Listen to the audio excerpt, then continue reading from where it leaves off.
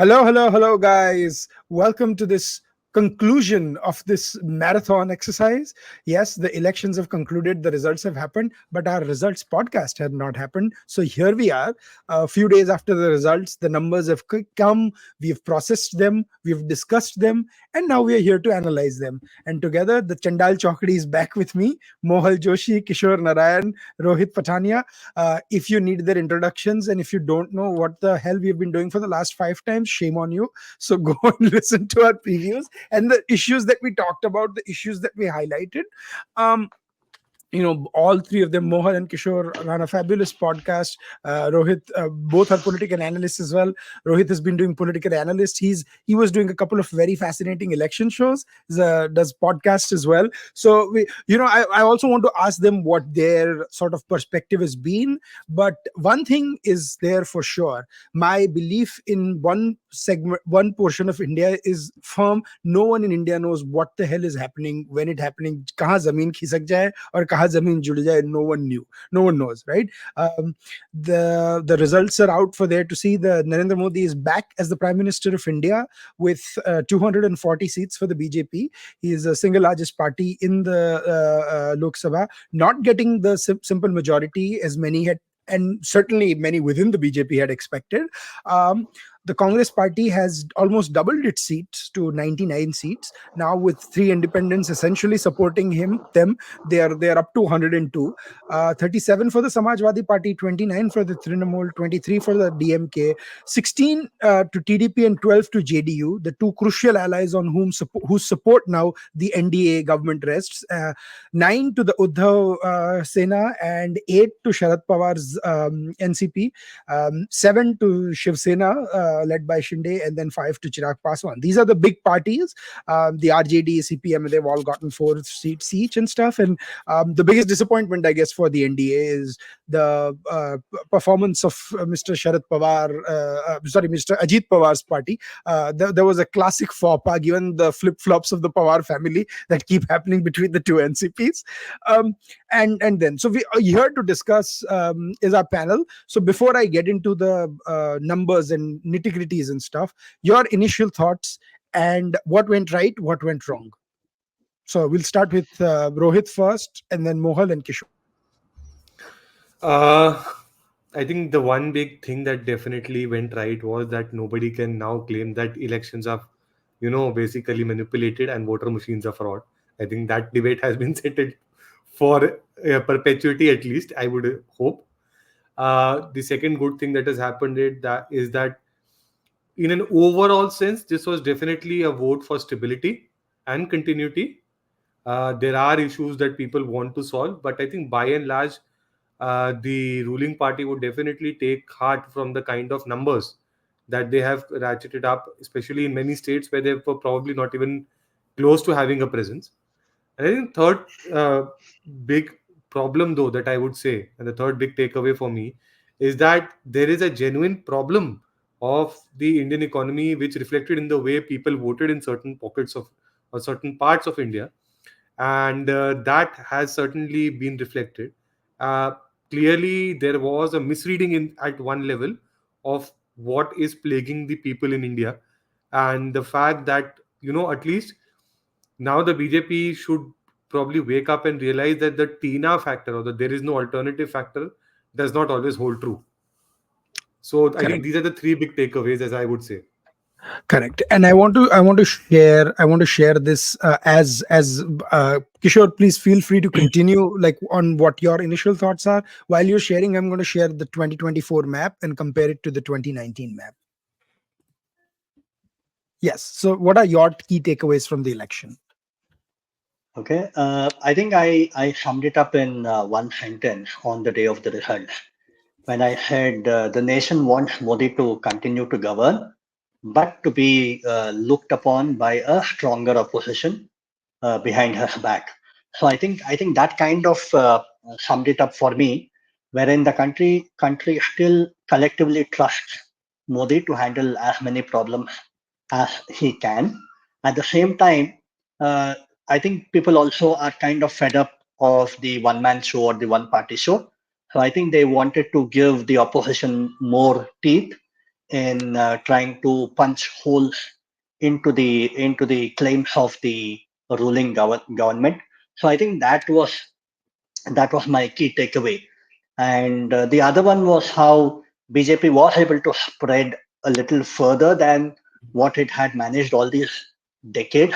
So I think in the south, in Odisha, in the Coromandel coast, I think it has breached that frontier and made up some gains and offset some losses that we had seen in the Hindi heartland. So I think that was the second takeaway for me.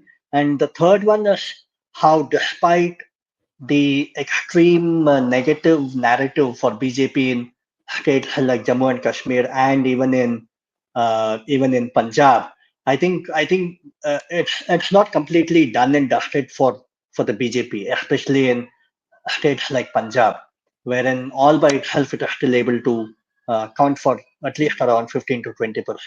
So I think these are the takeaways that I would have. Absolutely. So before I come to Mohal, if I were to sum up the four good news states in for BJP were Andhra Pradesh, Odisha, Punjab, and to some extent Kerala. But I would say in the fourth one, I would add Kerala and Madhya Pradesh, because Madhya Pradesh, you essentially registered a sweep, which I don't think it has ever happened in the last 30 or 40 years in the history of Madhya. And except for the one seat in Chhattisgarh, if you add the erstwhile Madhya Pradesh and Chhattisgarh, it was a 39 out of 40, right? So that was a true sweep, if there ever was one. And the horror stories for BJP was Rajasthan, as we had been shouting up and down that please watch out for Rajasthan. Everyone laughed, and BJP doesn't want to discuss Rajasthan for some reason. Whenever I talk, they're like, "Arey, haan, wo to ho gaya." I'm like, "Arey, wo ho nahi gaya." That's actually a big wake up call, because what is strange in Rajasthan is you lost all the seats in Sachin Pilot's stronghold. He is Hmm. essentially your next leader of the Congress. And if he comes to power, he's going to be a very tough nut to dislodge. So BJP has to be careful about that. Uttar Pradesh, where again, everyone is mum about what really happened in Purvanchal. There are all sorts of theories going along and stuff, but one side doesn't want to talk about Mr. Amit Shah, the other side doesn't want to talk about Mr. Yogi Adityanath. But somewhere something happened. The Prime Minister's vote share does not just go down by 10% in a seat where he has absolutely done so much, right? And the third horror story is Maharashtra, which all of us sort of predicted that Maharashtra could be a problem. So those are the four good stories and the three bad stories for the BJP. Mohal, your thoughts about this now? Yeah, I think to add to what Kishore and Rohit said, I think it was kind of a schizophrenic or bipolar election, like where neighboring states voted very differently. I think there was a lot of we can safely say that the 2014 and 19, where it was kind of a lamppost election, where Prime Minister Modi being the face of the party, anybody would, or almost anyone could win the election irrespective of the local factors. I think what we have seen is that the localization of the elections that the opposition uh, so sorely wanted has returned to it, like where the candidates matter. Like, I mean, if you just look at elections, like for example, like Rajasthan and Madhya Pradesh, which went to the polls and BJP won both comfortably just 6 months ago. Rajasthan BJP lose 11 seats out of 25, while in Madhya Pradesh they sweep. Like Uttarakhand and Himachal and Delhi, BJP sweeps, but in neighboring Uttar Pradesh, they go down. Now, if you thought like there was rural distress in Uttar Pradesh, and why did Bihar? I mean, Bihar, the seats went down because they were 39 of 40 last time, but still they did pretty well in like Bihar, but they didn't do it. Uttar Pradesh, now Uttar Pradesh, I mean, then so it was kind of a strange election in kind of like see, if there was like a genuine anger against Modi, then they should have lost a ton of seats in all these states combined. But like then you lose like one seat, you lose a ton of seats in Maharashtra, but in neighboring Gujarat you just lose one seat, but you win, despite winning you win all the seats. So it's kind of a very like a bipolar bipolar would be the right, like a schizophrenic election. Like you can't make any sense of it, that while neighboring states are with the similar factors like a UP Bihar difference, like in West Bengal everybody expected them to do well, but they did went down. In Odisha they went up.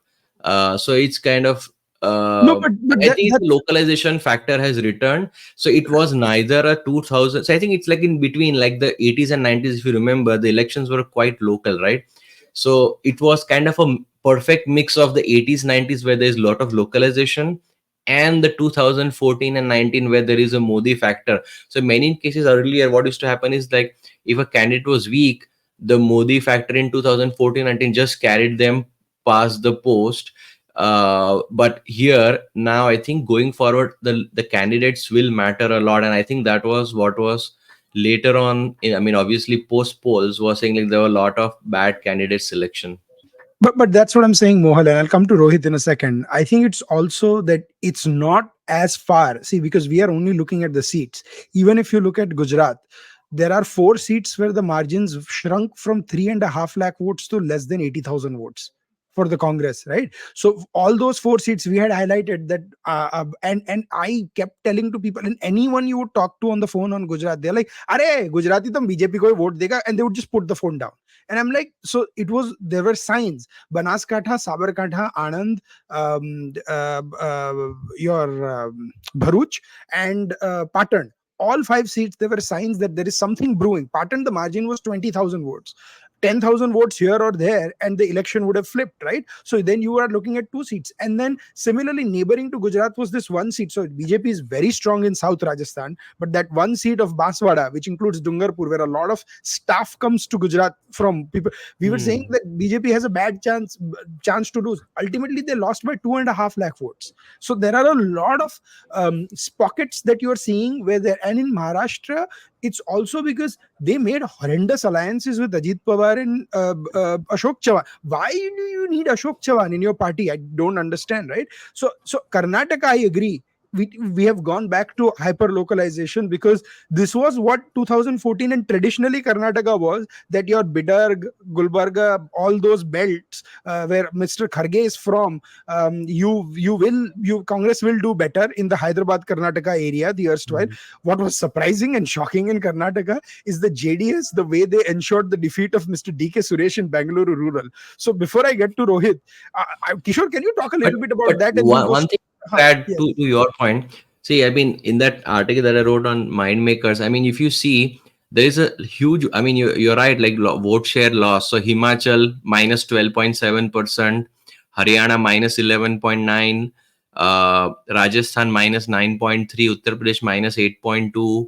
Jharkhand minus 6.4, Karnataka minus 5. I mean, Karnataka, you can understand it was of the alliance, but Bihar minus 3, Chandigarh minus 3, Delhi minus 2.2, West Bengal of all places minus 1.5, and Gujarat minus zero point 0.4. So I think there was a shift away. Let's say we can No, make no, it like 5 and to 10% Gujarat minus point four is a very skewed number because BJP does so well in the 4 metros of Rajkot, Ahmedabad, Baroda, and Surat. I mean, Surat to this time there was no election, but because of that, they pull up great numbers in the overall vote share. But if you look at the 15 seats where there is a contest, BJP's vote share has gone down by Yeah, 7 or I mean, 8%. vote share, I would say like 5 to 10% has gone down, but the margins were so high to begin with. Like last time they won, I think 224 seats with 50% vote share. So obviously it's come down to I think in the 150s. So or sorry 130s. So it's a very big loss. But I think across the Hindi heartland, all states vote shares down except the outlier is Madhya Pradesh.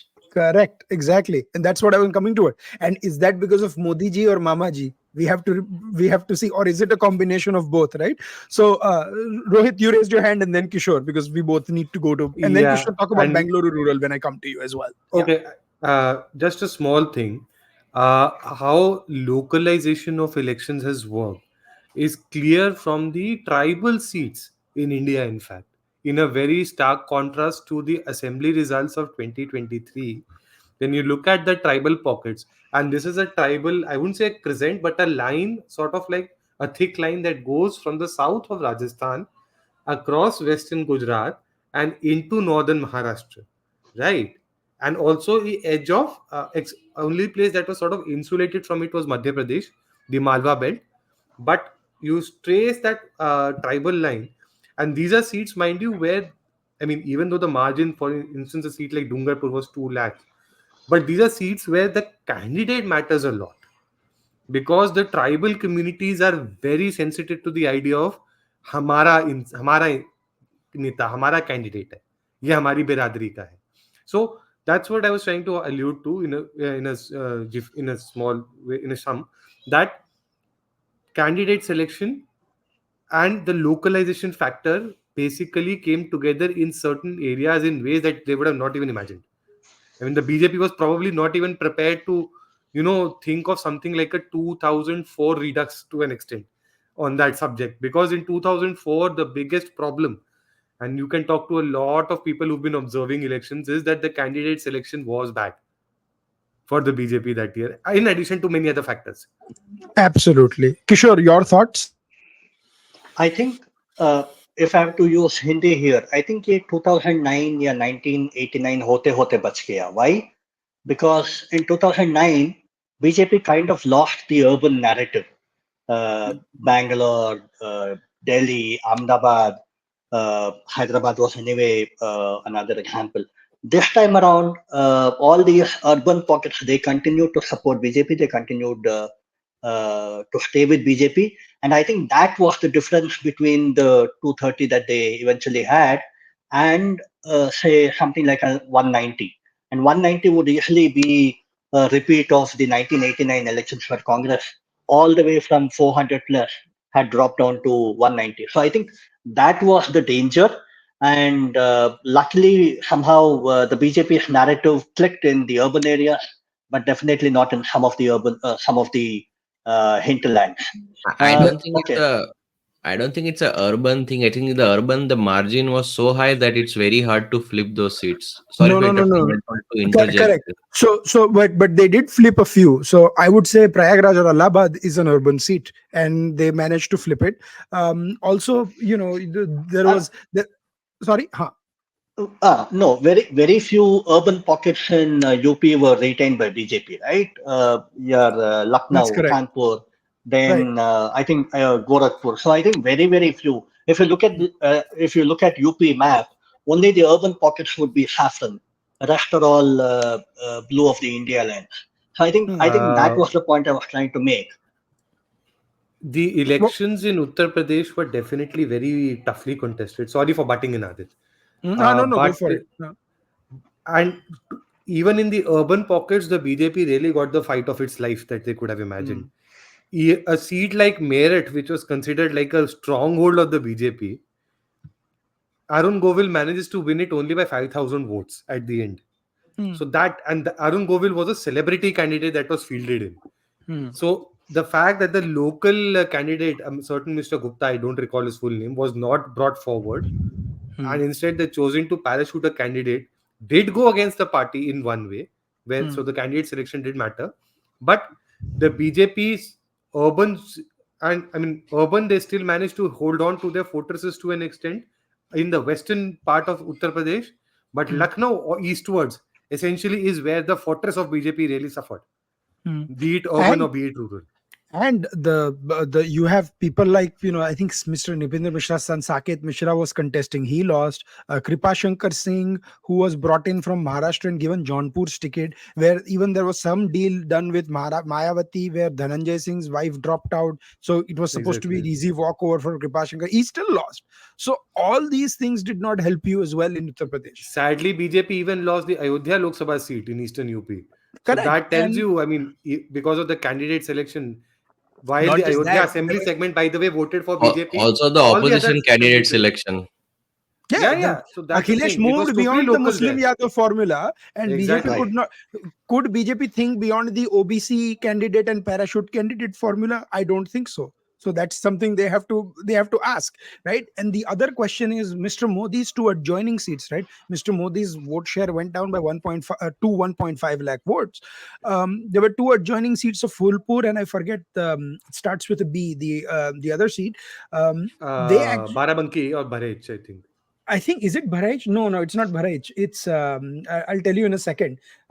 It is because there the margin was like 4,000 votes, and the entire belt Bhadoi. Bhadoi was 4,000 Bhadoi, votes, Bhadoi, and Bhadoi. the entire bet of Mirzapur they won, but Robertsganj, Balia, where Chandrasekhar's son was fighting, Rajiv Chandrasekhar, not Rajiv Chandrasekhar, I'm sorry, Neeraj Shekhar. Rajiv Chandrasekhar is in The lost from former Kerala. Prime Minister Chandrasekhar Singh's son. Huh? Yes, former Prime Minister Ghazipur, Chandoli, or Mahendranath Pandey, sitting union minister, they lost their entire belt from Selampur to Selampur, Ghosi, Robertsganj, the entire belt. And that is bordering Bihar. And what Mohal was saying, the other side in Bihar, one side you found the Bhumihar community voting for the BJP JDU, the other side you found the Bhumihar community not voting for the BJP. Now that is a upper caste vote that traditionally does.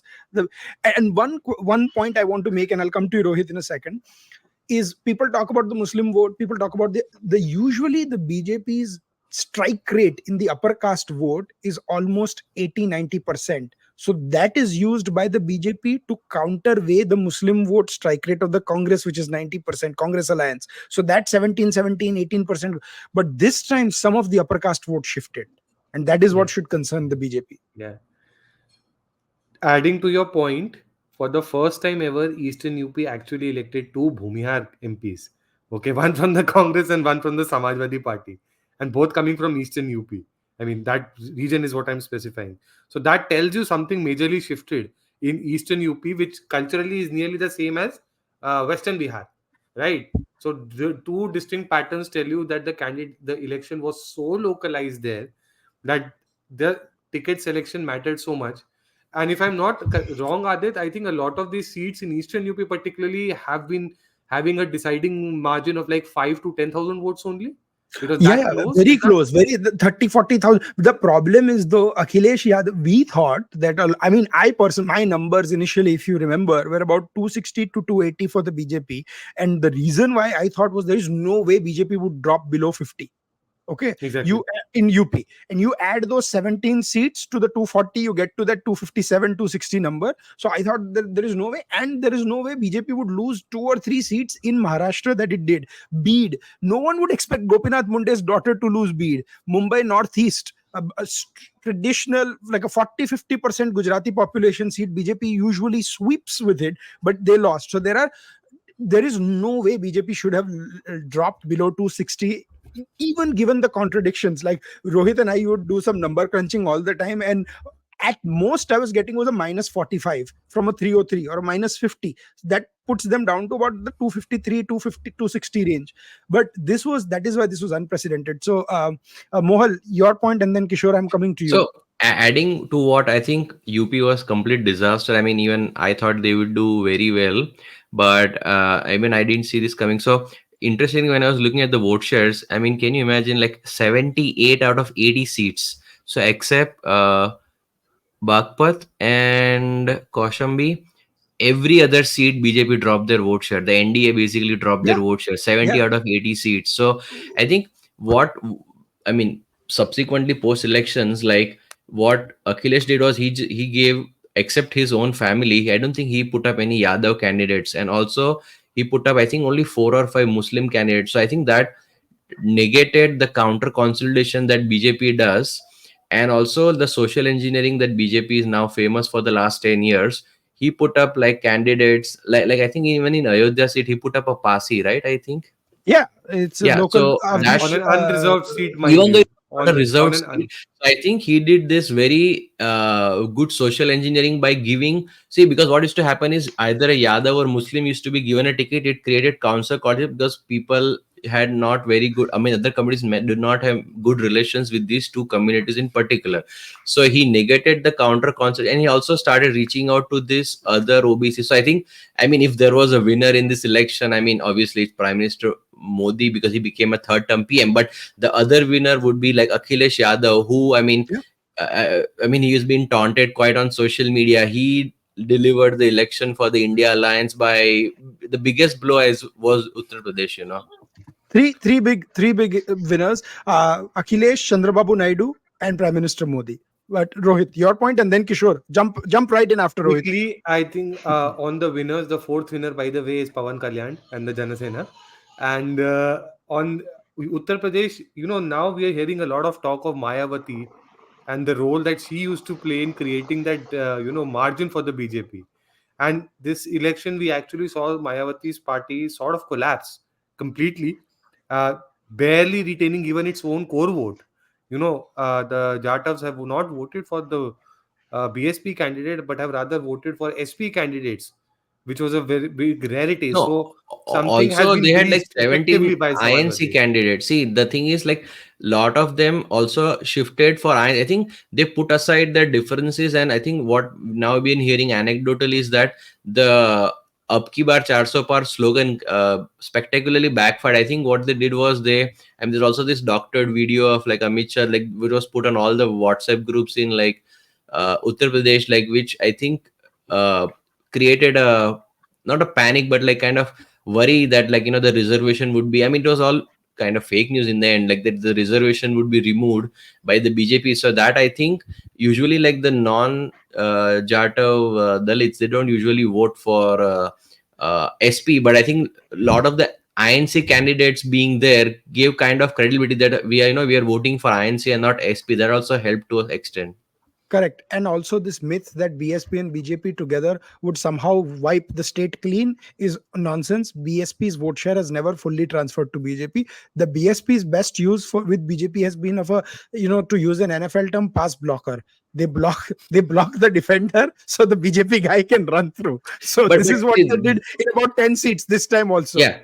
No, but Yeah. see that can work both ways. Like I mean, sometimes if let's say if there's an alliance in the future, I'm not predicting anything, but they can also help out the BJP. Like see in what you call West Bengal.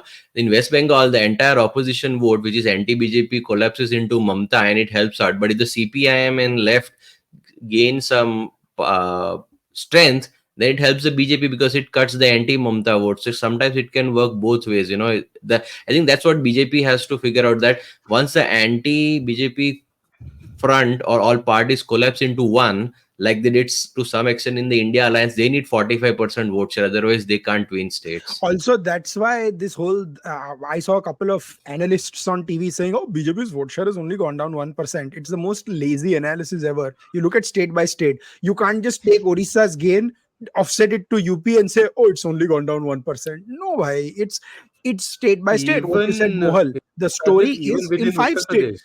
Pradesh, Even within Uttar even Pradesh, within Uttar, No, I I mean, mean, Western UP is very different from Eastern UP.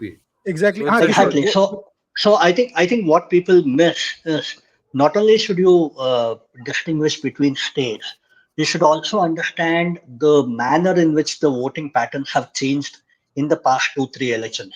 And when I say that, I take the example of UP Vidhan Sabha election in 2022, where although Yogi Adityanath came back with a bumper majority, Samajwadi Party had actually increased its vote share, and offshoot of the social engineering that you see now had actually started happening then, where he had actually given tickets to a lot of non-Yadav, non-Muslim candidates, and that had actually helped in gathering or increasing their vote share.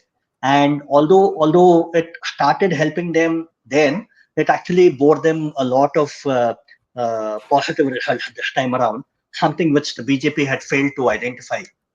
I think that was the key. So the churn that you see was not actually just happening in 2024. It was slowly happening since 2022, at least in the case of Uttar Pradesh.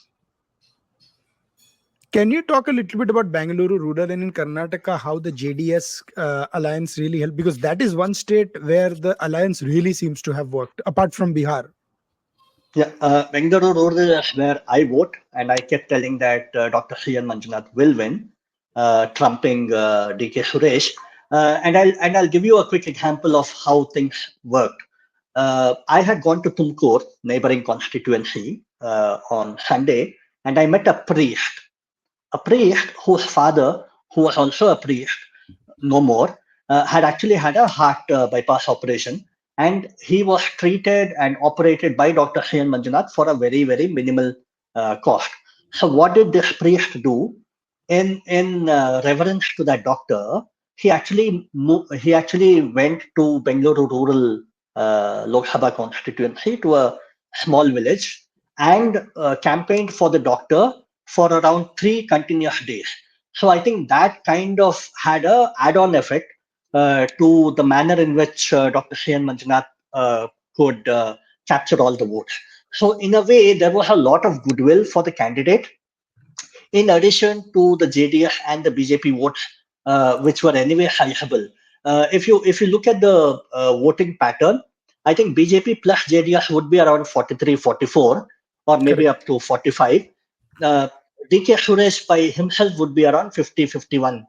But this time around, it was reverse. CN Manjunath got around 52, 53%, and DK Hmm. Suresh got around 43, 44. So Yeah. there was a shift of around 8%. Correct. And two, three factors. One, last year when JDS lost heavily in the old Mysore region, it was clear that the Muslims had deserted the party. And Kumaraswamy decided for good that he does not want to piggyback on the support of Muslims anymore. And that is the reason why he decided to team up with NDA, just to ensure that the Congress does not gobble up the Vocaliga votes anymore. Hmm. Now, the advantage then would be that BJP would not come running behind Vocaliga votes, at least for the next 2, 3 election cycles. And that Hmm. way, JDS will continue to safeguard Correct. its Vocaliga vote bank. But at the same time, it would have an add-on effect in other constituencies like Kolar, like Chitradurga, even in Kittur, Karnataka, where there is some amount of sizable JDS presence. So Yeah. effectively, it turned out to be a win-win situation for these two parties within the state. Hmm. And I count Bangalore rural. I mean, Dr. C. N. Manjunath, of course, is related to the Gowda family. So I essentially count that. And Mr. DK Kumaraswamy has actually won from this seat. So I Yes. effectively count this as 3 seats for the JDS, although it says Mm. two. And I think BJP realizes that. That is why he's been given such a high post in the cabinet, even though he only has 2 seats on paper, Mr. H.D. Kumaraswamy, because they realize that if this alliance had not happened, the BJP could have been reduced to potentially 12 or 13 seats out of 28, which would have True. been its lowest performance since 1996 in Karnataka. So there was a real fear, but there were a couple of shockers for BJP, and one of them was the seat of Bellary, and Davangere. Both Davangere, Gayatri Siddeshwara, GM Siddeshwara's wife was fighting. They Mm. lost by Mm. 25,000 votes. Bellary, of course, the Reddy brothers and their clout there, and Sriramulu, their once confident turned anti, turned confident again, was fighting on a BJP ticket, and they lost by almost 1 lakh vote. So that was Yes. another one. And then Chikkodi is another where Anna Mm. Sahib Mm. Shankar Jole, who traditionally would have won, they lost that by 90,000 votes as well. So I think those were a couple of Yeah, from what I surprises. heard, yeah, from what I hear in the postmortem discussions here in the state, I think Chikodi was more of a internal fight. Somehow, the local BJP MLAs not working for Anna Saheb Jolle. A Koppada was another constituency where Karadi Sangana was not given a ticket. He rebelled, and that resulted in the loss for BJP.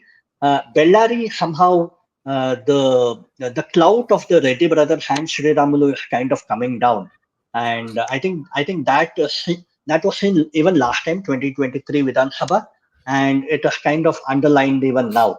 So Sri Ramulu losing by such a heavy margin re-emphasizes the point that the scheduled tribes in the Kalyan Karnataka belt are all strongly with the Congress right now. Just to Fascinating. add to Huh. just to add an observation to what Kishore is saying, I mean, if you look carefully, in a way, BJP is also sort of spreading its base out now by tying up with the JDS at least into a different community as an anchor community for its vote in Karnataka, right? And one of the things that had happened when the Congress came back to power with the kind of electoral performance it did in the Vidhan Sabha, um, DK Shivakumar, and correct me if I'm wrong, Kishore had been going around saying it's high time that the state got back a vocal leader chief minister, Of course, right? yeah, yeah. That did not And happen necessarily. And the no, BJP I has mean, clearly read he, that sentiment somewhere. I'm just saying. He I he mean, kept that seems lobbying to be for the case. that, so it was quite Yeah. obvious. Even the quantums of all the Vakaliga much were of the same opinion that it had to be either Kumaraswamy or DK Shivakumar. But essentially, it turned out to be Siddaramaiah, so it's a different story altogether. But you are right. I mean, the Vakaligas No, were and anyway itching for an I'll give you opportunity. examples of what we were saying. Let's look at Chamarajanagar, right in the heart of the Vokkaliga belt in South Karnataka. It's a seat that Congress or JD Janata Dal only they have won. BJP had never won. All the sitting MLAs out of the I think 10 MLAs in the 10 or 11 MLAs, 10 belong to the Congress, one to the Hmm. JDS. BJP still won that seat in 2019 by 1900 votes, right, or 1800 votes. That is a Yeah, true. but that was because you had a very, very strong congressman who had joined BJP, Correct. Srinivas That's what I'm saying. Prasad. Srinivas Yeah, Prasad, right? And yeah, yeah. and he had joined BJP. He passed away in 2024, but he was in April 2024. I don't know. I think he was still denied a ticket, right? I don't know if he was He still. was not well. He was He not was not well. well. So He was like not well. He wanted one of his daughters to correct. be given a ticket, but that didn't happen. But in And any case, the Congress candidate mm, Sunil Bose, he himself is the son of former Congress major leader. So I think all that worked out, and people wanted to go back and vote for correct. the No, so Congress no, candidate. so I no, so what I'm saying is this is going back to Karnataka's traditional how it's voted. So Congress won this seat by 1.8 lakh votes, right? So I Right, mean right, it was yes. not even a contest. So there Karnataka usually was a 17-9, 17-9 thing. The most interesting, and I was very happy about it, Prajwal Devanna got defeated. So the Indian Hmm. people just know how to. So how the people of South Karnataka defeated Prajwal Devanna and DK Suresh both in seats really close to each other, voted for two separate results, and made everyone up north, east, and west and south happy about it is a testament to the. And so never underestimate the intelligence of an average Indian voter. They always know what the hell they're doing. Totally true. In fact, if you listen to the people talking here, apparently BJP knew that Prajwal Revanna would not win, irrespective of the other skills that he has. Not only would he not win, but JDS was made aware of that fact. But somehow HD Devegowda prevailed upon BJP to ensure that he got the ticket again. So BJP had no other option but to agree to ST Devegowda's demand, apparently. Mm. Yeah, yeah, absolutely. And whatever they did, even if they did a sly sort of nudge, nudge, wink, wink in the constituency, it helped because Hassan for the JDS family is like Gandhinagar for BJP. If someone loses, Yes, it's worth yes, them but losing 20% vote share elsewhere. yeah, but a small trivia there. Devegowda lost in 1998, immediately after the term where he was the prime minister.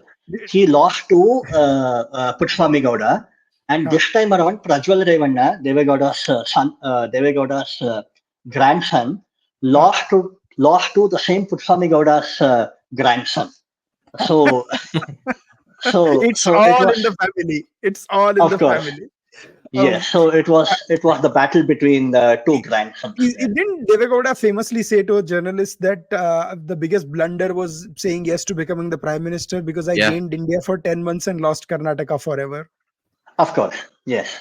He made that very famous statement. So it's it reminds me of that old Gyani Zail Singh quote that Arun Shauri said कि दो तरह दे leader होंदे एक ते state leader दूजे stateless leader. So the insight that a state leader can give you and the lack of insight that a stateless leader can give you is only matched by how good or how correct or wrong they were in the election. And this election was wherever you had a state leader or a national leader like Mr. Modi or something, they were proven to be right. And wherever stateless leaders were taken, their advice was taken, the party actually lost. So that is a lesson to all political parties, right? And I mean, Odisha, classic example. Naveen Patnaik trusted stateless leader Mr. Pandian. Now no one is talking about him. 2 weeks later, BJP got 20 out of I 21. mean, Pandian resigned, right? So Mm. Yeah, so I that's mean, why one it's. one basic trait that a politician should have is a thick skin, Hmm. and looks like Pandian does not have that. Hmm. Yeah. No. Now Pandyan doesn't even have any skin in the game. So forget thick skin. He doesn't have any skin in the game. So there is there. So now let's go to another state. And Rohit, I want you to come here after Mohal. Mohal, I'm going to come to you first. Is Mhm. Maharashtra, and Maharashtra. Someone actually send me a message about Maharashtra that, buddy, Maharashtra is not the political map. It is a Pride Month tribute. It's a rainbow map. It has every single color that you can imagine.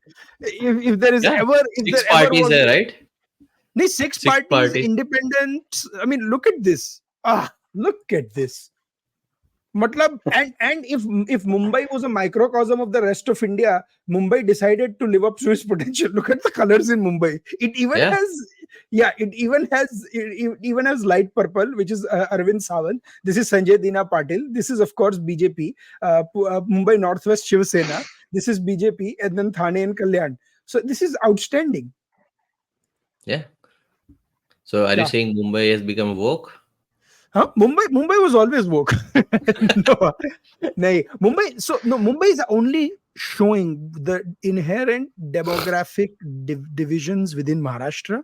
And Mumbai, if anyone, that's why a lot of us who are familiar with Mumbai and Maharashtra were saying that all those people, and there were a couple of people who kept DMing me that BJP is winning 9-0 in Mumbai. And I'm like, bhai, if they even win 5-4, I'm going to doff my hat, because I did not expect, and they ended up doing 4-5. They ended up losing 5 seats in Mumbai because the only two pockets where they swept was Thane and Kalyan. They barely scraped through Northwest. It's 48 votes. That result is Yeah. still being going to be challenged in courts. Mumbai North. So basically, this three Mumbai North is your traditional BJP seat. BJP's only lost it once in 2004 to Govinda, and they've never lost it since. So these three they were going to win. By the way, Govinda was campaigning for the Shiv Sena Shinde faction Sena. this time, and Huh, Uddhav. probably and in exactly. I no, mean, no, for goodness, Shinde Sena. Shinde faction. Shinde Shinde Sena, faction. Shinde Sena. Yeah, No, no, that is the exactly. original Sena, na? Now they claim at least. So, but I mean, BJP even employed the services of His Highness Raj Thakre. And Raj Thakre had at least one good quote. Uddhav's symbol was a mashal, right?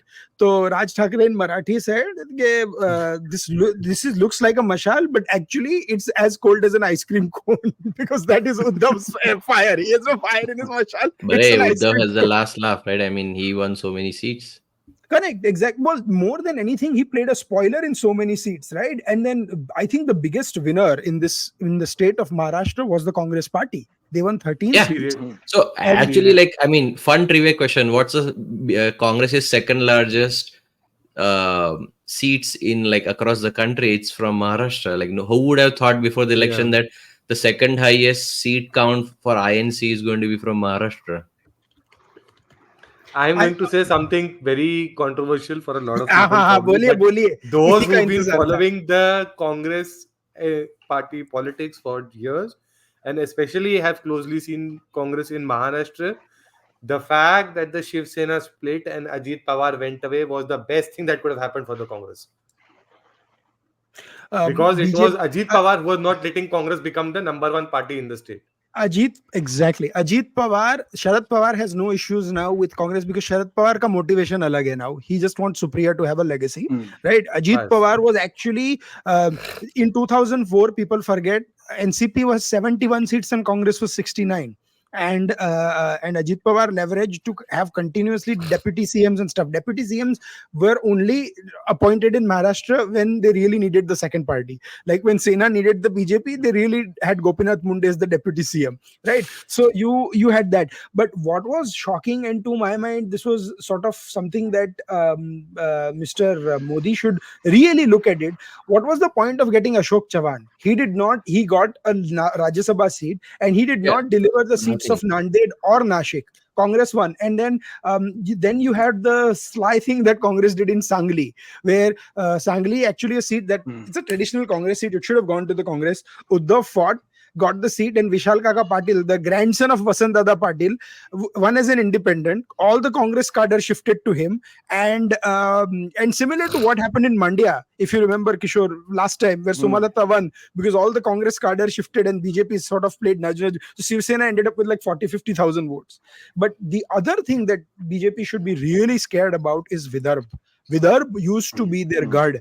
And except for Mr. Nitin Gadkari, whose name ironically was announced in the second list, he was not even announced in the first list. He is the only island in a sea of Congress. So this is where the Congress trounced the BJP. Because if you look at outside of Vidarbh, the BJP and Congress are 8 and 8. But Vidarbh, they are 5 and 1. By the way, Vidarbha is also the area from where the former Chief Minister Devendra Fadnavis himself is. So this is Correct. an even bigger concern for them because BJP was scoring the kind of 100 plus seats on the back of performance in So the look at Vidarbha region. look at Chandrapur, right? Hansraj Ahir, strong BJP candidate. They changed. So again, Sudhir Mungattiwar, old BJP face, strong BJP face. He lost by 2.5 lakh votes. So Vidarbh and Sharad Pawar getting 8 out of 10, right? Like they. I mean, including Baramati, where Supriya won against then Balia Mama won from Bhivandi. Suresh Matre, right? He goes by Balia Hmm. Mama. Bhivandi is another seat that many of us said that BJP is in big trouble there. And they're like, "Arey, nahi, Bhiwandi to jeeti jayenge. There's going to be Hindu-Muslim polarization." No. And then Bede. Look at Bede. 6,500 Bajrang Sonwan hai. Gopinath Munde's daughter losing Bede. See, here is my thumb rule, and Mohal, I'll come to you in a second. Any seat that BJP won in the 2009 election, because in 2009 only the core voted for BJP, they should not be losing in this election. They just should not be. Because if that seat voted for Mr. LK Advani as PM with Sudhindra Kulkarni leading the campaign, they're really core BJP voters. And if they voted against the BJP this election, BJP really needs to look at its candidate. What do you think, Mohal? Yeah, I think Maharashtra is a worry. I mean, now everybody's like criticizing the alliance, but I mean, there were signs that this election could have gone either way in Maharashtra. I think this foretells a very bad sign for BJP in Maharashtra that unless they get the Uddhav faction back, they are looking at a defeat. Because I mean, even the core workers were disgruntled because like they had to vote for like Ajit Pawar, and obviously the alliance did make sense. I mean, the BJP's sole aim was to bring down the opposition alliance government, the MVA government. So I think maybe now the problem is like I mean, the anti-incumbency might also hurt the BJP more than the opposition. So if they let the opposition run its course, I mean, obviously they would have taken losses, but I mean, it can't get any worse than what it is right now. So if they had let it, maybe the sympathy factor also they can't count on, right? I mean, if they can say, okay, we were wrong that in 2019 Shiv Sena didn't live up to its end of the bargain and joined in an alliance, but now I mean they have broken the other party, so it's just complete mess. And I mean, just staring at a very big defeat in the, I guess, what, 5 months from now when the elections Yeah. happen. It will be a near miracle for the BJP to come back to power. I am of the opinion BJP should go it alone, expand its presence, say we screwed up, or go with the Shinde Sena. That's fine if you want to, if you cannot make up with Uddhav, but definitely dump Ajit Pawar, Chhagan Bhujbal. I mean, the fact is, there were rumors that Chhagan Bhujbal is looking to quit the party. I'm like, if Chhagan Bhujbal after this is quitting and you are not firing him, that is the problem.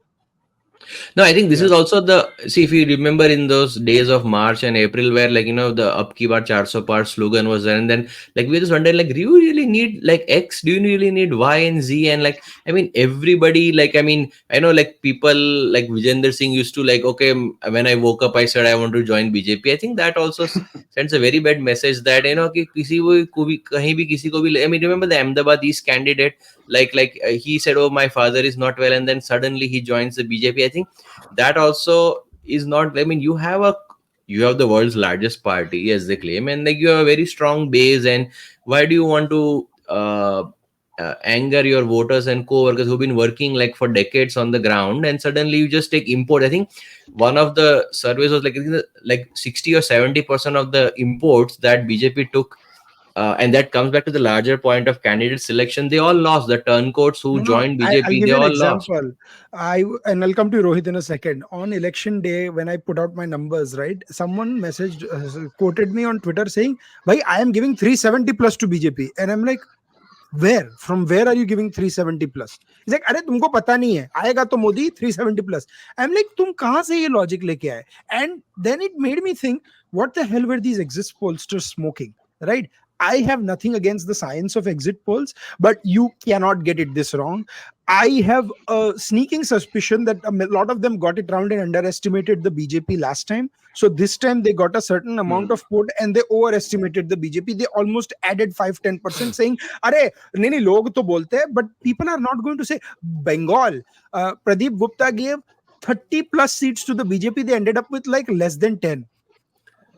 They were giving more seats to the Or Congress no, than it hold was on. Did they contesting ended in up Tamil with Nadu. 12? Yeah. I think they got it 12. 11, I Sorry. think. 11, They got Yeah, 11, right? 12, So 12. yeah, 12, I'm sorry. yeah, Yeah. but Less than, but they but had I a think 31% But vote share. see, I mean, on the exit polls, I obviously they got it massively wrong. But I think the big problem was that the four major states, right, Maharashtra, West Bengal, and UP. So even if you look at UP, so let's say if BJP did equal or no better than 2019. So when you add the four biggest states, which is Bihar, West Bengal, Uttar Pradesh, and Maharashtra. Like BJP lost minus 54 seats, and I think overall the loss is like what 62 seats odd, right? So Correct. 63. So the thing is, like, if you extract those four seats, basically everything else is probably like on the mark. But I mean, obviously, getting the biggest So, four wrong is also a big problem. no, so what, Rohit, your point? Yeah. So I think one big problem with the exit pollsters has been that they have probably not accounted for local factors creating an influence in the way people will vote for the Lok Sabha. This is a trend that has come back after a very long time, as we had discussed earlier. Maharashtra is a classic example of that. There is a lot of anger in the farmers. Kishorji had pointed this out earlier on the issue of onion prices and onion exports. There was an onion export ban. Later, there was this thing coming up: if Gujarati farmers can export onions, why are we not being prevented from doing that? Just snowballed out of hand, and the BJP was a sitting duck on the issue. Second big issue that you see locally, Ajit Pawar was a big liability for the BJP. I was doing a Twitter space myself with some kids who wanted me to, talk about my analysis. One person from Maharashtra stood up and said, "हम BJP के life long supporter, कल को हम देखते हैं कि जिसके against Devendra Fadnavis assembly में बैलगाड़ी भर के एविडेंस लेके गया करप्शन का, उसको क्लीन चिट दे दिया, हम कैसा फील करेंगे उसके लिए वोट करने के लिए?" That tells you that they made a big mistake in doing that local. The alliance proved to be deadly in a local sense for that very reason. No, and also, like, I was looking at, I know Pradeep Gupta also did a lot of interviews. So I think he was given example that like how do exit polls work. I think so. What he said was that out of like 2.5 lakh voters in a constituency, they usually like let's say 66% or two-thirds vote. So that leaves them with 2 lakh voters. Now the challenge is that they talk to around 200 people, and from them they have to then take a representative sample. So I think the sample size, even though they are large, I think it's still not enough that maybe like, I mean, India is a big country. Like, I mean, getting 200 people in a constituency is not going to. And they also remember, like, let's say if you get like 60 women and 40 men, then you have to also re-extrapolate to make it 50-50. That's what the vote share is. So that Agreed. also brings up a whole host of challenges, and I think maybe Yeah, they yeah. just need to get That larger was my samples, third major No, no, no, point. In no. But fact, Mohal, no, and it's my not. also, no, third. and one last point, sorry. The vote share to seat conversion is always tricky in many of Exactly, these contests. exactly. So I think the Yeah, vote yeah, share, if you look at back, it might not be that off, but the seat conversion, I think, to Adit's point, they probably gave a little bit more bump to BJP, which I think they might not do it next time. no, in See, a the way, third I part. mean, go Sorry, ahead, just Rohit, a and then small I'll thing come. on Mohal. Yeah, yeah. See, what happens is that the seat vote to seat conversion, the percentage conversion is, you're right, Mohal. I think that's true. But again, what the problem that I have noticed is that they tend to give, like, okay, so in the state, 45% people are going to vote for the BJP, for instance. Mm-hmm. Okay, now they're talking for the whole state. Maybe because of resource crunch or limitations, or the fact that the survey tends to be so strenuous, it does not go into regions of within the state, in a big state like Correct. UP, Yeah, in a true. big But state like, like for Karnataka. example, So that trend doesn't get captured correctly, is what like I'm trying to So, Axis, say. they say they take ground surveys from each and every seat. Like, they don't just extrapolate. But I think once somebody said no, like but you maybe don't need some. to. Like I'm telling, I'll give you an example, right? In a state like Gujarat, right? You only needed to poll 5 seats. Okay. And if you had polled those 5 seats, you would have known. See, I was also watching local Gujarati media, right? Jamawat Devanshi Joshi's thing, where she had a reporter in every seat. And she kept saying, which my thing was, कि चार seat, चार या पांच seat में there is a fight. There is a proper Yeah. fight going on. And every single pollster is like, Gujarat 26-0. And I'm like, bhai, which seats did you poll? No, but in exit 26-0. poll, I mean, I'm not trying to defend Pradeep Gupta. Obviously, he got a big Not egg on his Pradeep face, but Gupta. he said like one possible for Congress, like range. So my Completely wrong seat though. He didn't give any of the seats that were closed. He gave two or three other seats. The only person who gave one seat to Congress in exit poll is Sudarshan TV.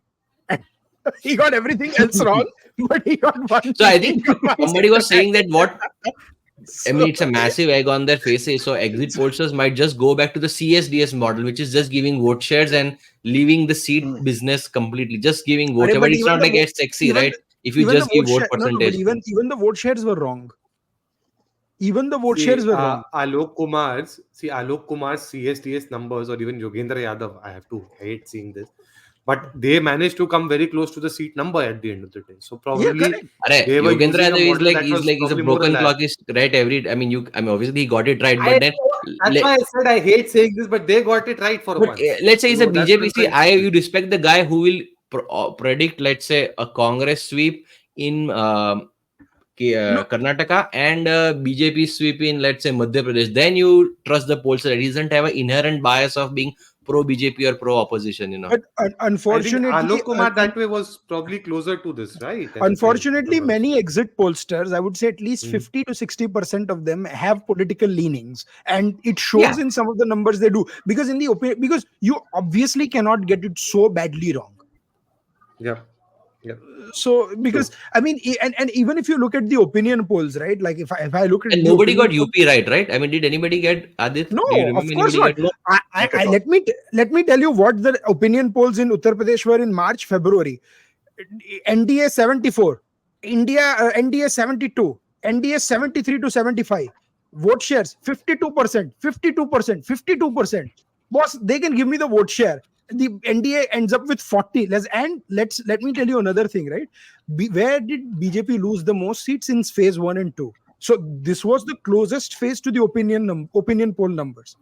I think what shocked you see the response by the BJP voters, why they are BJP local brasses. Some of these pollsters privately gave these numbers to the BJP as well, and that is why they are pissed off, because this is the internal numbers very close to this that were given to the BJP, and that is why Mr. Modi was angry. And you could see that he's angry. I've followed his political career for 24 years now. You could see he was not himself on the results day. I mean, it was quite obvious, right? Phase one Yeah. and two in Maharashtra, you had Vidarbha and the eastern pockets of Marathwada voting, right? And invariably, BJP has now ceded space to Congress. And anywhere and everywhere, there was a one-to-one fight between Congress and BJP in the last 10 years. It would always be BJP winning against Congress. And this time around, in not only Marathwada, even in Vidarbha, you've kind of lost Yeah. space to Congress. I mean, it was Right, 92%. Now this time it's like 71% or right, exactly. 79%. Which kind of implies that BJP is not a force that cannot be defeated, even by Congress, right? So Yeah. Congress will definitely take heart from that fact that I think we even alone, Congress we people were ourselves can surprised when they actually got go ahead. 99. I think someone was saying like that. I think on TV that like they were suspecting ki, I think Rahul Kanwal said like अगर 75 है तो हम खुश हो गए, and when they were surprised by 19, and I'm guessing even Akhilesh was surprised by By the 37 seats. way, the issue of Marathwada, and not giving seats to the BJP highlighted one very big problem that the BJP had developed coming running into the polls, which was the fiasco of the Maratha reservation issue. Hmm. That has literally really caused serious No, anger against them, and it And here will this probably time hurt around, them you even more. you have I maximum have to say one Maratha funny news. people winning. Kishore, Yeah. one funny news. So Orissa, I think most people got it right. Most exit pollsters gave more than 15 seats to the BJP, right? Republic did two polls with PMark and Matrix. They both got Odisha wrong. One gave 12 seats to BJP. One gave 9 to 12 to BJP. They both got Odisha. But they can say they got the trend right. So I'm like, I don't know. And Arnab to was so I like Arnab sometimes with what he does, but he cannot do election analysis. And that was evidenced on the voting day. At 8:45 a.m. he started jumping. BJP has crossed 300. They are going to 350 plus, 375 plus. 50 बार लोगों ने बोला है postal ballots पे मत उछलो. Yet he does it every time. And so, like, the issue is that I think the BJP is very smart in the election machine that it deploys, but they need to have a look at is who the hell is giving them these internal poll numbers and stuff, because it is an issue. It is absolutely an issue of what is happening. Even, by the way, they even got a lot of pollsters got Bihar wrong, because most pollsters were giving 3 to 5 seats to Lalu plus RJD. They ended up with 10. So it was not like, because people forget that Congress won seats in Bihar too. So I think the Kishanganj and Katihar. But we have to talk a little bit about Amethi. I think that is the symptomatic of how wrong the BJP, because the narrative had flipped. Right, Smriti Irani was the challenger to the Sultanate in 2019. There was the challenger, and I saw many BJP supporters saying Chaprasi ko ticket diya hai. And I'm like, why are we calling Kishori Lal Sharma names? Right now, we all know that even he didn't know he was getting a ticket. उसका जब interview लेने गए तो वो भाग गया camera से, नहीं मुझे कुछ बोलना नहीं मुझे. But ultimately he had a bigger margin than Mr. Narendra Modi's margin. Right. So where did it go so wrong in Amethi? Because I think Smriti Irani has done a lot of work. And I expected her at least to put up a strong fight. And I mean, she did put up a strong fight, but like the margin to be less than 50,000 votes. So this is kind of shocking. That was the most shocking result, I think, for the BJP. So what do you all think? UP, Uttar Pradesh, if I were to sum up the story of Uttar Pradesh and the fiasco that has happened, Amethi and Sorry. Raebareli are One second. One point. Andhra Pradesh also most got it wrong, but I think Times Now Bharat gave 15 seats to YSRCP there too. So I don't know the exit polls. I was like, I don't know kya ho raha hai. Everyone was getting the same range, but numbers kahin se bhi utha ke la rahe the. How can you give 15 seats to YSRCP in Andhra Pradesh? I don't know. Yeah. Sorry. Yeah, no, that's true. I mean, yeah. So I was saying if you were to, sum up the chaos and fiasco of Uttar Pradesh for the Bharatiya Janata Party, Amethi and Raebareli are basically the story to understand all that has gone wrong for the state. From the very beginning, candidate selection was a problem. There was all this talk of the chief minister's preferences or recommendations not being entertained at all by the central unit of the party, central office of the party, and instead, them parachuting candidates all over the place. Third, they did not even bother to, reach out to the local MLAs in many places to, help at least assure that the assembly segment will rally behind the party. Now, here's a classic example. Amethi and Raebareli, by the way, are literally like sharing a border. Okay, 2 seats. Uh, Aditi Singh recently had left the Congress and joined the BJP. She and her father Akhilesh Singh have a very big profile in the 2 Lok Sabha seats, frankly, together. Okay, and they could have been asked to, because they're fairly popular, if not given a ticket, they could have at least been asked to canvass heavily for the candidates on both the seats. They were missing. They were not there in either seat.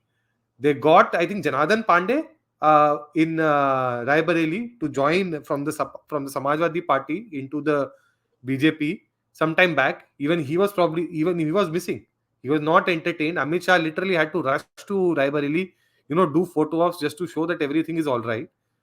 But the fact remains that BJP has lost both the seats quite badly. So, and the internal rift between the various factions of the BJP has to be acknowledged. Yashwant Deshmukh said something very fascinating on one podcast with Sushant Sinha कि 1.5 kilo का नुकसान कराने के चक्कर में 1.25 kilo का नुकसान करा बैठे. So there's nothing called as a controlled explosion, period. It is an explosion that then becomes a chain reaction. You cannot think that way in politics, because once you trigger something, it goes beyond your control. So there is a problem. It has to be acknowledged. There are so many examples. People like, like big Twitter handles who also follow extensively politics in Uttar Pradesh saying that they were political aspirants who came up, who told them their own anecdotes of having approached Yogi Adityanath ji for a ticket or giving a recommendation for the Lok Sabha ticket, and Yogi ji saying flatly on their face, "My recommendations don't work. Please don't come to my office." So Wow. that tells you that there was something seriously wrong. There's so much anecdotal evidence Yeah. floating on that. And when No, we were saying, I think we also said, if you want a ticket, don't ask me to add your name in my list. hmm, Exactly, exactly. very Don't interesting. ask me to add your name, otherwise you will definitely not get the ticket. and That was and the and kind of reaction. another scary result for the BJP was Haryana, because Haryana, where they got essentially 10-0 margin last time. They won 5 seats. Bhiwani, Mahendragarh, they won by 5,000 votes. um, Gurgaon, they won, ultimately they won it comfortably, but just by 75,000 votes. Yeah, but Raj Freaking Babbar was Raj leading in Babbar. middle of the morning. Yeah. Raj Babbar, who had no idea that he was fighting the election 2 weeks ago, he gave a fight to Rao Inderjit Singh. And Faridabad, again, a strong BJP seat. BJP won by 1.7 lakh votes. They should have actually won by even more. And what Yeah. should scare BJP the most is ultimately Manohar Lal Khattar, I think, saved them in Karnal. And Kurukshetra, where against all advice, they got Naveen Jindal into the party. Naveen Jindal barely scraped through at 29,000 votes. Sushil Gupta could have pulled off an upset there too. So Haryana could have been easily 7-3. By the way, Naveen Jindal would have been a better candidate choice from Hisar. Correct, Given the absolutely. and instead of giving him Hisar, they fielded him from Kurukshetra. Correct. And then Ranjit Singh lost from Hisar. And a shocker for me was the Kumari Sailaja winning from Sirsa by 2.7 lakh, 2.68 lakh votes. I expected her to put up a fight, but no way did I expect her. And she is actually touted as one of the potential leader of opposition. Another person, and this is someone from Congress, I actually would be an interesting choice for the leader of opposition. I've praised him before as well, is Manish Tiwari. He Yeah. managed to win a Chandigarh. Chandigarh is a strong BJP seat. BJP, even if it tried to, could not lose, but they lost by Yeah, Lost by 3,000. 2,500 votes. Yeah, but BJP should have won it by a big margin. They changed. Yeah. There is a strong RSS cadre. It's an 80% Hindu seat. There is no way BJP should have lost that seat. See, But I mean, in the Rohit, the yeah. in story of the interviews, like JP Nadda ji said, like I mean, we don't need the RSS as much as before, and that I think there was a Correct. lack of And coordination. now BJP has said they don't need JP Nadda as BJP president. So I don't know what to make of that. I mean, in so many articles like by No, I RSS know. folks, like, it's I'm like just the being knives are out facetious. for like the No, RSS no. has put out a lot of articles and subtle hints that things were not well. I think it was like neither the disaster of 2004 where RSS was completely not in sync with BJP. It was like the halfway, and we got the halfway result. We neither got a No, 2004 drubbing and we neither had a the difference 2019. between a Pracharak being the Prime Minister, Mr. Modi, is the RSS is never going to be fully out. He is too attached to the RSS and is emotionally come from that movement. So it's not the leaders of RSS. Mohan Bhagwat is a very close confidant of Mr. Modi. I mean, Yeah, they yeah. consult and stuff. I mean, he was there, heck, at the Ram Mandir inauguration, right? So, but the issue is the real questions that the BJP is not talking about is what happened in its strongholds, right? Why is there a split? Why was Rajnath Singh's margin so low in Lucknow is a strong. Lucknow is like Gandhinagar. BJP का margin उधर लंबा ही होने वाला है. Rajnath is your defence minister. He is an x UP chief minister. His margin cannot go down. Heck, the prime minister's margin cannot go down. The point is, Rohit, I'll come to you in a second. When we highlighted that Awadh Pradesh and Purvanchal mein there is a problem, people are like pawa maar ke aaye ho, right? And what was the logic by that? Are Yogi hai, Modi hai, kuch nahi ho sakta. You have to go to the ground and talk. And I think if people were thinking that Mr. Modi has taken it lightly, he has been to Banaras twice since the results. Today he was there. Varanasi airport का expansion का cabinet ने already approval दे दिया. It's going to become a full-fledged international airport. MSP के news आ गए. Boss, Modi has realized why they lost, and he is going into high gear before Haryana and Maharashtra. But Yes. one question I have for like all of you, the SP INC alliance, which didn't work in 2022 in a local election, how come it works so much better in 2024? It's the same alliance I'll basically. answer that in a second, but I want Rohit to say something first, and then whatever he Yeah. was Okay, trying to so say, then couple I'll of answer. things. In this case of Haryana particularly, you have to realize something fundamentally that has happened. And I've been saying that for donkeys years now, literally, that the polarization took place of the Jat community going towards it. And kudos to Bhupinder Hooda for having done something that he had attempted and had succeeded with earlier as well, getting the Jata vote to move away from the BJP and back towards the Congress. Okay, that was basically the deciding factor in the state of Haryana, in the way the kind of results have happened. By the way, uh, the way the Vidhan Sabha will translate from here is actually not a very rosy picture for the BJP, because people have definitely taken a position with respect to Lok Sabha and given 5 seats. But when it comes to the assembly election, BJP will actually be lucky to save a few seats. Let's just put it mildly. When it in the Vidhan Sabha elections, and there is very little hope that even a Modi factor will come in handy there, because situation for the BJP is very very bad. Mm. And to add your question, Mohal, a lot of people said that the SP Congress cadre did not work well at the booth level. They Yeah, changed it, that's what I heard. and Yeah. and there is a lot of pride that was swallowed between the Akhilesh Yadav faction and stuff. And I think Akhilesh realized that, bhai, this is my last chance, right? And now suddenly you where it see there is a similar to 2004 result is SP got 39 seats then. SP got 37 seats today. You add up SP and Congress, it end up around the same SP Congress number that they had in 2004, right? So there was a similar. Andhra Pradesh is what saved BJP, because Andhra Pradesh at that time Congress No, had Andhra Pradesh and completely. Odisha. If you subtract United No, Andhra not and Odisha. Odisha, Yeah, you no, get Odisha. 220. No. So yes, but I'm comparing Andhra, United Andhra, and Tamil Nadu. What I'm comparing the 2004 sort Oh, of okay. Yeah. thing, right? So in 2004, United Andhra, you got swept out, where BJP got a 0 and Telugu Desam party got like 5 or 6 seats, right, out of 42. This time, if you add Telugu Desam and them, they got about 30 out of 42 in between Telangana and Andhra Pradesh, or I think 31 out of 42. Pawan Kalyan and all. So add those 30 seats to NDA, add the 20 seats of Odisha that you said, add what they basically that is about 53 seats, and that is your difference between NDA at 240 and NDA and if BJP had slipped below 220, there was no way they were going to form the Yeah, government. I mean, so that's why I'm saying United Andhra and Odisha, if you take the gains from all three states, Andhra Pradesh, Telangana, and I think that's the difference between 220 and 240. And in 220, they would be in serious trouble. Yeah, exactly. So So I Exactly. I had a mean, question for, yeah, go ahead, no, bro. that's why I pointed out that Coromandel Coast was the new region where the BJP Yeah, actually got it. In fact, there was a joke on Twitter that Venkateshwara and Puri Jagannath, Tirupati Venkateshwara and Puri Jagannath had actually helped BJP to form a government this time. Bay of Bengal Jokes saved BJP. exactly.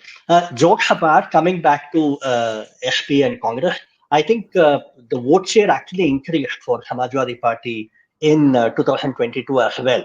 So it Yeah, has been 37, I think. Yeah. exactly. So they have been doing their homework, and it's just that it took them two election cycles Yeah, to actually beat this. gradually, then suddenly, as they say. Right? Yes. But Rohit, See, question for you. I've been Like, saying this again and again. Mhm. no, I mean, Yeah, please go ahead. Please go ahead. And then Maharashtra and maybe all three. Maharashtra, we have three big elections in Maharashtra. I mean, Jammu and Kashmir, I'm not even counting for now.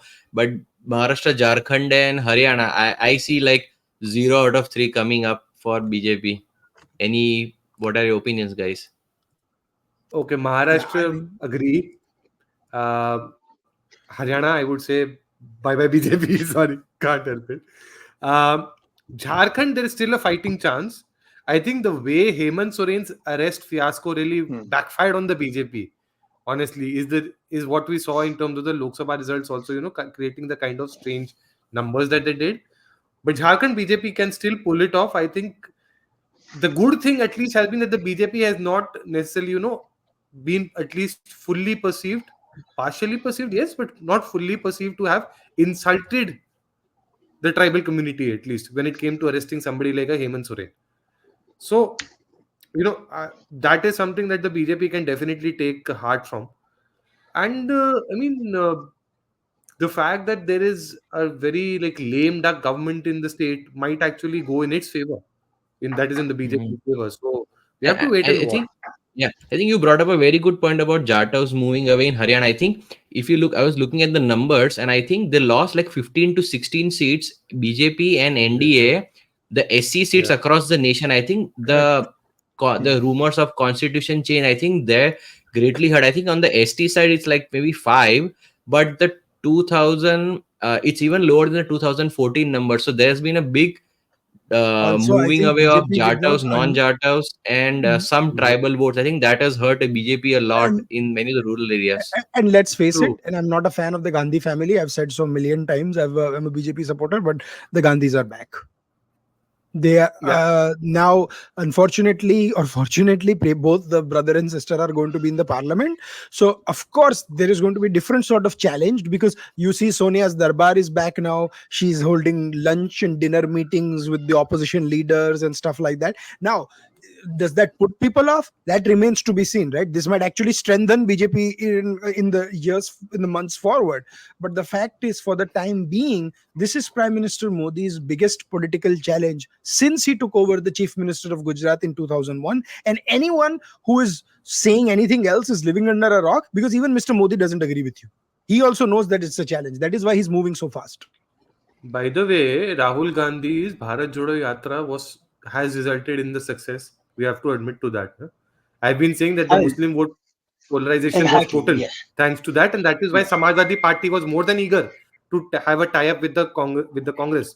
We, I mean, uh, we had enough data to prove that uh, yeah, Karnataka, Telangana, all these states showed that Uttar Pradesh. Muslims who were Muslims who were voting for non-Congress parties had all gravitated towards Congress all Yeah, over again. consolidation Yeah, of the India alliance was a success. I mean, the opposition would just quite fragmented. I think somehow little bit of anti-incumbency and bad candidates and the consolidation of the opposition vote. I think when the opposition combines, I think BJP needs 45%. If you are like in UP, they only got what, 42%, less than 42. So if you don't get 45, and if everybody else gangs up on you, then you are done. There's nothing you can do. I mean, Prime Minister's Modi's image, anything won't be able to help you. and The Mohal, that's fact, where the candidate selection is critical, na? Yeah, yeah, That exactly, gives exactly. the नहीं 45%. दूसरी बात, and guys, we are going into delimitation now. Our Yeah. constituencies are too big. When you have Hmm. 20 lakh, 25 lakh people, your local person is your chief minister of a district. मतलब that 2 lakh people, 3 lakh people, right? 20, 30 lakh, 2, 3 million people has one representative. So if your candidate will matter. But Adit, like if you have BJP doesn't have an absolute majority, do you think like a Chandrababu Naidu in the south is going to accept delimitation where he's going to end up Oh with no, fewer seats? that is what I'm saying. That is Yeah. what scares Mr. Modi the most. That is why I think he wanted 400 par to Yeah, get I the think that's what I delimitation. think everybody says constitution and UCC and all that. Like, I think the hidden aim, I personally thought, and I was telling few people that it was all about delimitation. He I can will do throw it. breaking news. मोहल बोले constitution नहीं parliament ही बदल देना है इसीलिए मोदी जी बोले 400 पार No, they beat had that it. with a The new stick. parliament was supposed to be 888 members, MPs, right? No, it won't happen. It Yeah. won't happen No, it because won't the new happen now. parliament, new, and I have raised this question. My sister has changed my perspective on this, because I was like, okay, we need more representation, yes, and she was like, but since 1970s, you cannot punish those who have maintained a different sort of fertility rate and different rate of growth, then and Yeah, but I award those. mean, I understand that, but you have to change it somehow. You cannot just leave No, it. no, I no. mean, But you can proportionately increase it, right? You increase yeah. every state's seats by a certain हाँ हाँ factor. हाँ, वो सकता है, yeah. Like That like so like Kishore ji rather than. doesn't become mad at us, right? So we have to do proportionate increase, No, right? So no. Kishore is not Kishore mad. ji has no. Kishore ji He has the is. right to become Mohal, mad, because Gujarat will be Karnataka the actually. biggest loser in all these scenario cases. No, I can actually also tell no. you. Kerala will be. Actually, Kerala Yeah. will be the biggest loser, because Kerala has 21 seats, and their seats actually go down from 21 to 20, because Kerala, the They UP have and Bihar. 20 now. It Huh, may go down to 19.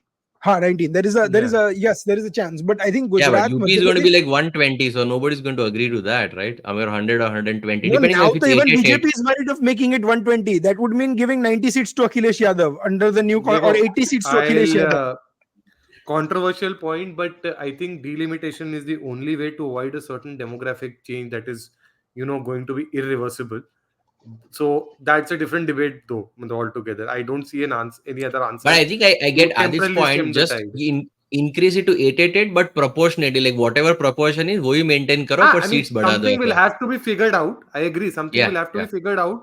But if हाँ. you are going to resist it, then you can, for the sake of population only, then we are not But necessarily see, going in the right उसमें भी direction for controversy our हो सकती exploration. है, and I can mark my words that समझ कि 543 का 88 का सबका percentage same रख दिया.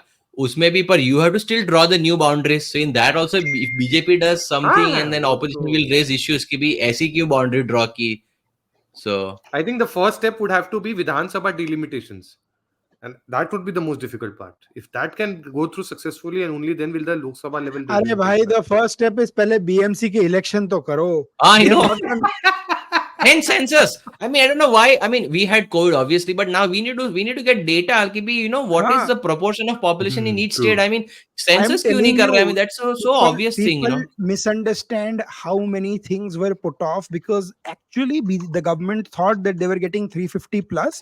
So census Yeah, is put off. Bangalore municipal election are not happening. Kishore is actually going to go down on a dharna saying, "Who is my mayor? Is DK Shivkumar my mayor? Who is my mayor?" So Yeah, yeah, yeah. it's BMC actually election. No, I true. it's a mean, fact. It's a only fact. BMC for के what, 4 Even elections the years? नहीं decision is हुए. really bad. या नहीं हुए BMC के 2022 फरवरी किसे नहीं हुए, राइट? एमसीडी का भी 3 years. लफड़ा है. पहले स्प्लिट किया, फिर वापस मर्ज कर दिया. क्या हो रहा है किसी को पता नहीं है. क्या चल रहा है यार? You there are certain things constitutionally that you have to do that you can't just not have, Yeah. and people are unfortunately not even talking about it. Forget BJP, not even opposition is worried about it. Matlab, Yeah. you would think Uddhav would care about that. Even he doesn't care. And I mean, Maharashtra even BJP is For also not all talking. Supreme Court the has said talk on Kashmir में elections democracy, कराने, they haven't happened for like what, 6 years now? हाँ जी, वो Yes. तो they are promising to do it in September. Yeah. That I've heard. But the point, but मतलब Adit, your point remains. For all the talk on democracy, even the opposition parties have not bothered to do anything on local governance institutions. So much for all the talk on democracy. भैया वो election तो पहले करा के दिखाओ ना. हाँ. Show your So, commitment to the democracy. so those three things, census and that, all that will determine the delimitation, because you cannot Yeah. have the delimitation without the census. So when is Yep. the census happening? Your GDP growth numbers are right now just a projection. Your economic, your per capita, all your calculations. Our last data point was 13 years ago. So 2011. Yeah. yeah, that really needs to change, and census करते करते एक साल हो जाएंगे. So And not just the, that, Adit, one very important point that will also turn up on the delimitation front.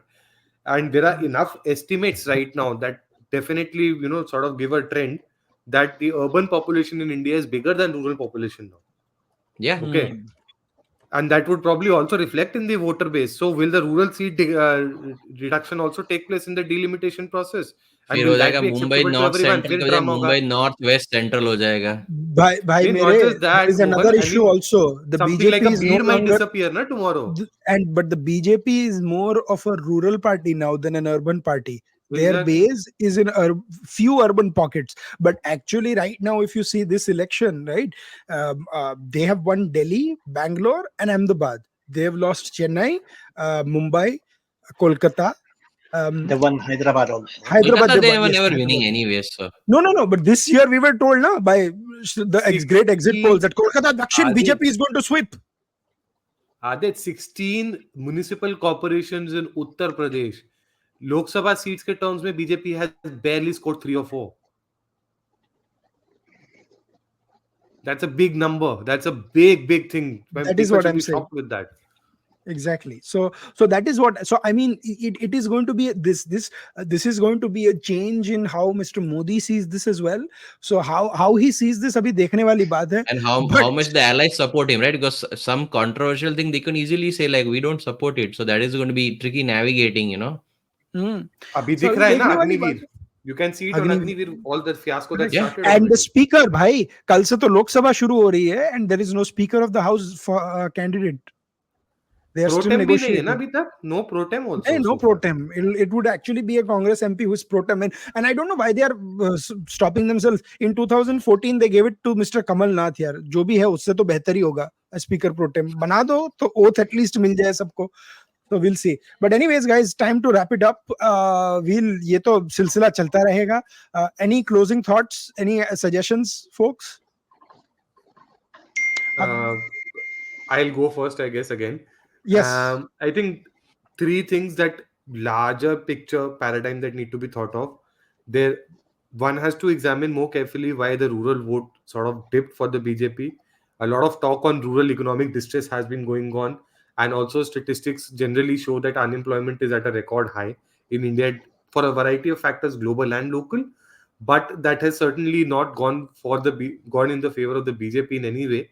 And some of the states that are now coming up are states where unemployment numbers are actually not necessarily the best either.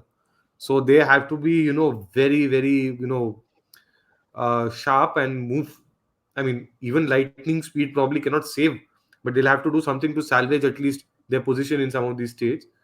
Another thing I think they will have to be very, very worried about is what will it take for the ally partners right now to, at least support some basic minimum agenda points. There's no common minimum program yet, by the way, for the NDA, if I'm not mistaken. So that has to be figured out. Otherwise, this government might end up becoming, some kind of a lame duck government where everybody is running in a different direction. And there is a midterm poll that is forced upon the Modi government for that reason. I think these are the two big things that I see basically right now that really And need to be tackled midterm head on. poll, hopefully not in the middle of summer. I think we never covered that part. I think BJP would have learned its lesson by now. मुझे तो लगता है अब BJP दिसंबर जनवरी में करेगी. I mean और जनवरी. Honestly the best time to do it is February March, and you can have all the North Indian states, the hilly regions doing it in उसमें वो मार्च. बोर्ड एग्जाम का आ जाता है ना बीच में, ऑल द टीचर्स आर अरे like. अभी भी बोर्ड एग्जाम का आया था बीच में. There is always a board exam happening in India Oh, but somewhere. that happens in March, March, right? So नहीं Mohan, नहीं those are कभी the board exam CBSE one ना, state वाला तो अलग अलग चलता रहता है ना, स्टेट so के he's right. ट्रिपल. और अभी तो I dare not say the exam that is being talk about the most, NEET. Neat, yes. तो That's अभी the third point, by the way. I wanted, now that you've reminded me, if the third if point, Mr. they Modi have to is be not serious about enjoying, these issues. if Mr. Modi does not like, I know he doesn't drink, but I think if he starts drinking, having a whiskey or so in the last 2 weeks, I will not blame him. Poor guy has way too much on his head now. So many considerations to do in the next 5 years. और कुछ बेवकूफ ऐसे हैं जो 2029 की बात कर रहे हैं. I'm like, Mr. Modi will fire you from his cabinet or your officer positions. Relax करो भाई. Let him think. Right now, there is he's right now. This is the tour to basically make up a lot of lost ground and see कि कहाँ damage हुआ है.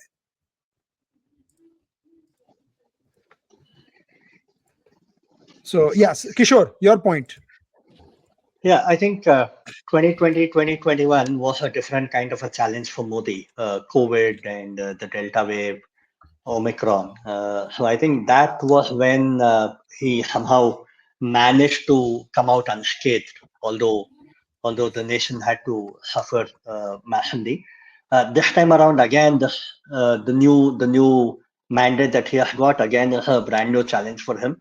He will again have to find some way out, somehow manage to have to be on the right side of history. So I think hopefully he should be up for the challenge.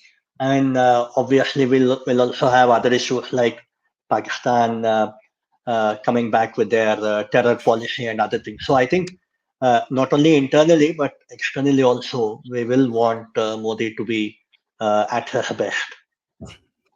Absolutely. Mohal, any thoughts? yeah, so I think one is definitely the return of the local anti-incumbency factor. I mean, Modi can't just put up any candidate and expect them to win. I think also what BJP needs to examine is like, I mean, I'll slightly push back at Rohit's point about rural. It's obviously there is rural distress and economic people are hurting economically and joblessness. But see, these issues were, if you look at all the elections since independence, they were always the top two factors, if not the top five. But the question was the credibility. The credibility was that, like, that they trusted Modi to solve this. Now they need to examine like why let's say 5% of the voters think that they trusted the opposition more, even though, like, I mean, if you look at the opposition manifesto, there were, I mean, except like maybe wealth distribution, there was nothing like serious they could like talk about. So why was the credibility factor of Modi has gone down?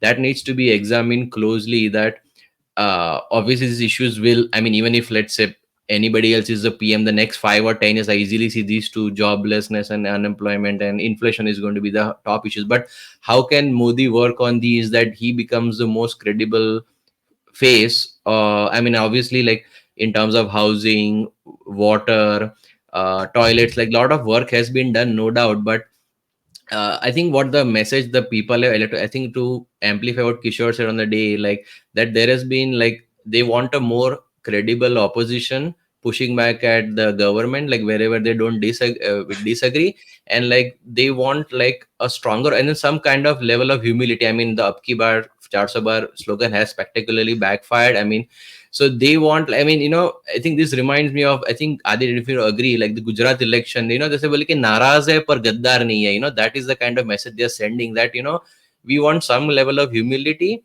and we want you to keep working, but we also want like you not given a blank check, that ki jo bhi karna hai kar do, with the So country, a lot of people are talking about Gujarat 2017, but there are two crucial things why it's not. Because in Gujarat 2017, they replaced the chief minister in 2.5 years. I don't think that's going to happen in no, no. India, right? I Without, I don't. think like BJP, I think the data I was looking, like the BJP, I think 20% of the vote share was just because of Prime Minister Modi. So like easily then they will But drop to the 180 seats. I crucial don't think that's difference happening. is urban Gujarat saved Mr. Modi in 2017. Urban India is what sank BJP this time. They have to urban India plus rural. So it was extreme rural seats or like some urban seats. So the urban seats, like I'll give you an example. Jaipur rural, a seat that Rajyavardhan Rathod won by 4 lakh votes. BJP won by 1,600 votes in Rajasthan. Yeah. Matlab, there really needs to be something. And Yeah. on a lighter But I would note, say, like, if we talk about rural Even distress, then why would MP, which has so many rural seats, vote 29-0 versus it's like not a rural UP or distress. It's not a rural distress where the farmer, yeah, all the blanket rural distress. It is in pockets, right? yeah, Vidarbha mein definitely. extreme poverty hai. There are parts of Bihar Yeah. extremely exactly. in bad shape. But See, why would this a is the voter problem. trust? Sorry, interrupt, like, but why would the voter in a rural MP trust BJP to solve its problem rather than, let's say, in UP or in Rajasthan? So I think there is a lot of local anti-incumbency. It's just coming up on the bubble. I mean, if BJP things let things go, like they the will go down the even real further question the next real time. question no, the real question for you and a lot of us to check is how many people that flipped in Madhya Pradesh has BJP given a ticket to? Not Jyotiraditya Yeah. Scindia. See, he's a satrap, he's a local leader. Gwalior Guna mein wo 2014 mein bhi jeeta tha, right? In Guna he Yeah. lost in 2019. So how many people who have flipped and how many Mamaji loyalists have been accommodated in 2019 who are actual 2024 who are actual BJP workers? Is that the case elsewhere? I'm not so sure. I'll give you an example of Ahmednagar. Dilip Kumar Gandhi, strong BJP face. One in 2009, one in 2014. 2019, they gave it to Sujay Vikhe Patil, who is related to the Bala Saheb Vikhe Patil, the ex-Congress, unka beta hai, right? Uh, again, Ahmednagar is a seat that they should have won in Maharashtra comfortably. He won by 2.8 lakh votes. Guess what? He lost by 30,000 votes. There was a 14% swing, and Sharad Pawar won from this seat. Sharad Pawar didn't get 37%, more than 40% for the last 3 elections in a row, and he gets 47%. So BJP has to do some introspection that all these turncoat type politicians who are sons Yeah, and daughters of ex-ministers, ex-chief ministers, and why are also in they being UP, like the accommodated? repeated 55 of like 62 sitting MPs. So like, I mean, Hmm. it was funny. Like they repeated some of the guys who lost, and some of the popular kind, like in Mumbai, like they dropped them and they bore the brunt of it. Mhm. Absolutely. So no, I mean, By the way, hmm, 62% of all the turncoats, interesting statistic I just figured out. 62% of all the turncoat candidates hmm, that got the ticket from the BJP on a pan India basis lost. In Uttar Pradesh, it was Yeah, 12 out of 22 such candidates. and I hope for BJP's sake, I think I Mr. mean, Modi that will 12 do is what easily he. something that could have taken BJP within firing distance of 50. Exactly. Yeah. So I think, and then before people jump on me, I know Mr. Dilip Kumar Gandhi passed away tragically in 2021, but there are other candidates in Ahmednagar region also who are not. BJP has a strong presence there. So I think the key method is, if I know, if I've followed Mr. Modi's journey well, I think what's going to happen is a lot of these turncoats who ensured BJP's loss are probably going to be resigned to the dustbin of irrelevance. They Sideline. will get Yeah. angry, they'll quit, and BJP is going to promote more of the local Swayam Sevaks and stuff. But whatever happens remains to be seen. I think, guys, this was a lot of fun. I had a lot of fun analyzing with you. ये एक काम करते हैं, for state elections, at least let us do this two-part series for coming forward. We'll do one part before the states go to polls and one part after the results day. I think this was a lot of fun. What do you guys say? Let's do this again for Maharashtra, Haryana, and Jharkhand. Jharkhand. Yeah, Yeah, absolutely. yeah, why not? Yeah. So Agree. they are all mind old timers. You guys have seen them, so please like, share, subscribe. Their Twitter handles are there. Follow them. We're going to tag them on our Twitter. We're going to post a 6-part series. I'm going to create a 2024 Lok Sabha playlist on YouTube where all 6 will be there, and we'll be posting some YouTube shorts as well from this. So till then, like, share, subscribe. Write to us, disagree with us, agree with us, but have a great debate. So thank you so much, Mohal, Rohit, and Kishore, for your time. You've been fabulous, and this was great fun covering this election with you all. We'll be back, guys, soon with more. भाई election खत्म हो गया, India का कारवा चलता रहेगा और हम लोग एनालाइज करते रहेंगे. So जय हिंद, take care everyone.